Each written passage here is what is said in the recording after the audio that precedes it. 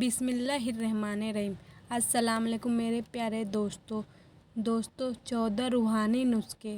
حدیث شریف میں فرمایا گیا ہے کہ قیامت کے دن حق تعالیٰ شانو کچھ بندوں سے پوچھیں گے کہ اے بندے، میں بیمار ہوا تو مجھے پوچھنے نہ آیا، میں مریض ہوا تو میری مزاج پرسی کو نہ حاضر ہوا۔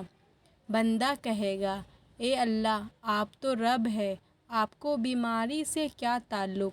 بیماری تو عیب اور نقص کی چیز ہے، آپ ہر نقص اور برائی سے بری ہے۔ اللہ پاک فرمائیں گے، میرا فلاں بندہ بیمار ہوا تھا، اگر تو بیمار پرسی کے لیے جاتا مجھے اس کی چارپائی کی پٹی پر موجود پاتا۔ بیمار کا دل بڑھ گیا تو میری وہ خصوصیت ہے کہ بیماری میں حق تعالیٰ کا قرب نصیب ہوتا ہے۔ کسی تندرستی کی چارپائی پر حق تعالیٰ نہیں ہے اور بیمار کی چارپائی پر موجود ہے، یعنی خاص تجلی، لطف و کرم اور عنایت موجود ہے۔ کسی تندرست کے بارے میں حق تعالیٰ نے یہ نہیں فرمایا کہ تندرستی اپنے اوپر لے کر کہا ہو کہ میں تندرست تھا تو میرے پاس کیوں نہیں آیا۔ بیمار کے بارے میں اپنے اوپر لے کر فرمایا کہ میں بیمار ہوا تو مجھے پوچھنے نہ آیا، تو بیمار کا دل بڑھ گیا کہ ایسی تندرستی کو سلام ہے جس سے اتنا قرب نہ ہو۔ مجھے یہ بیماری عزیز اور مبارک ہے، میں اس بیماری کو چھوڑنا نہیں چاہتا۔ یہ توجہ اللہ کا ذریعہ بن رہی ہے اور درجات و مراتب طے ہو رہے ہیں۔ حضرت امام بن الحسین رضی اللہ تعالیٰ عنہ جلیل القدر صحابی ہے، ایک ناسور فورے کے اندر 32 سال مبتلا رہے، جو پہلو میں تھا اور چت لیٹے رہتے تھے، کروٹ نہیں لے سکتے تھے۔ 32 برس تک چت لیٹے لیٹے کھانا بھی، پینا بھی، عبادت بھی، قضائے حاجت بھی کرنا بھی، آپ اندازہ کیجئے 32 سال ایک شخص ایک پہلو پر پڑا رہے، اس پر کتنی عظیم تکلیف ہوگی، کتنی بڑی بیماری ہے۔ یہ تو بیماری کی کیفیت تھی، لیکن چہرہ اتنا حساس بشاش، کتنی تندرست ہو، وہ چہرہ حاصل نہیں۔ لوگوں کو حیرت تھی کہ بیماری اتنی شدید کہ برس گئے، کروٹ نہیں بدلی اور چہرہ دیکھو تو ایسا کھلا ہوا ہے کہ تندرستوں کو بھی نصیب نہیں۔ لوگوں نے عرض کیا کہ حضرت، یہ کیا بات ہے کہ بیماری تو اتنی شدید اور اتنی لمبی چوڑی اور آپ کے چہرے پر اتنی بشاشت اور تازگی کی کسی تندرست کو بھی نصیب نہیں۔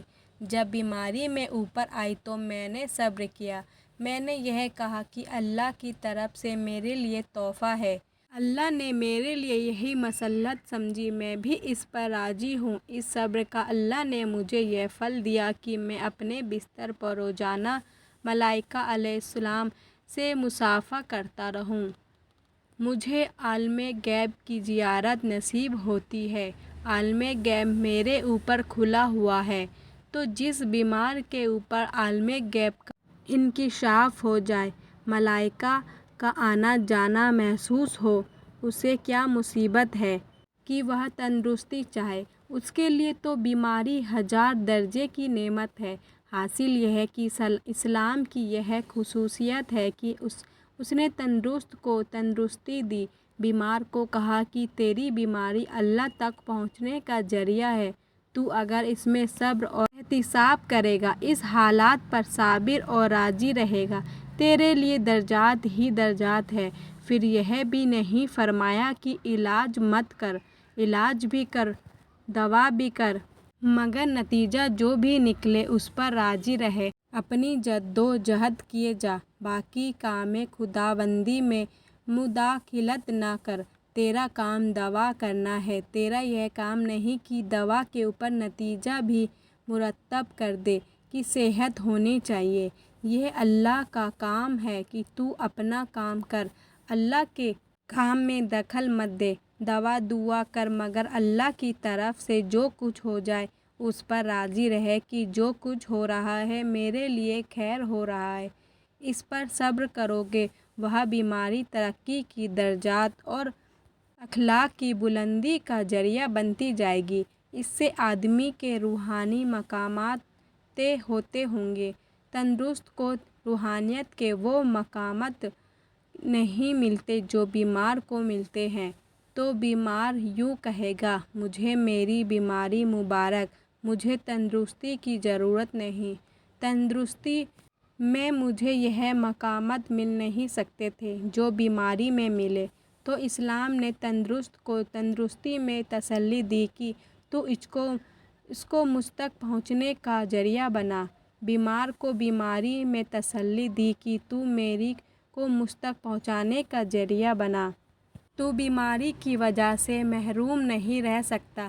یہ خیال مت کر کہ جو کچھ ملنا تھا تندرست کو مل گیا، میرے لیے کچھ نہیں رہا۔ تیری بیماری میں تیرے لیے سب کچھ ہے۔ بہرحال ہر ایک اور اپنے دائرے اور اپنے مقام پر تسلی دینا یہ اسلام کا کام ہے۔ ناظرین، 14 روحانی نسخے۔ نمبر 1، سورہ فاتحہ 21 مرتبہ پڑھ کر اپنے اوپر دم کر لیجئے، انشاءاللہ شفا ملے گی۔ نمبر 2، سورہ فاتحہ 21 مرتبہ پڑھ کر پانی پر دم کر کے پی لیا کیجئے۔ نمبر 3، یا سلاموں 143 مرتبہ پڑھ کر دم کر لیا کیجئے۔ نمبر 4، صدقہ کر لیا کیجئے۔ نمبر 5، خالص شہد استعمال کیا کیجئے۔ نمبر 6، آپ جیسی بیماری میں کوئی دوسرا مبتلا ہو اس کی شفاعت کی دعا کیجئے۔ نمبر 7، جو بھی ساتھی آپ کی عیادت کے لیے آئے اسے دین کی محنت کی دعوت دیجئے۔ نمبر 8، اپنے رشتہ داروں کے ساتھ صلہ رحمی کیجئے، حدیث میں آتا ہے کہ صلہ رحمی میں شفا ہے۔ نمبر 9، حدیث میں آتا ہے قرآن میں شفا ہے، اگر آپ پڑھ سکتے ہیں تو پڑھیں، اگر آپ کسی وجہ سے نہیں پڑھ سکتے ہیں تو اپنے بیٹے یا بیٹی سے سنیں۔ نمبر 10، کوئی سنانے والا موجود نہ ہو تو صرف قرآن کی طرف دیکھ لیا کریں۔ نمبر 11، حدیث میں آتا ہے کہ بیمار کی دعا اللہ قبول کرتا ہے، آپ کی دعا ہماری بنسبت زیادہ قبول ہوگی۔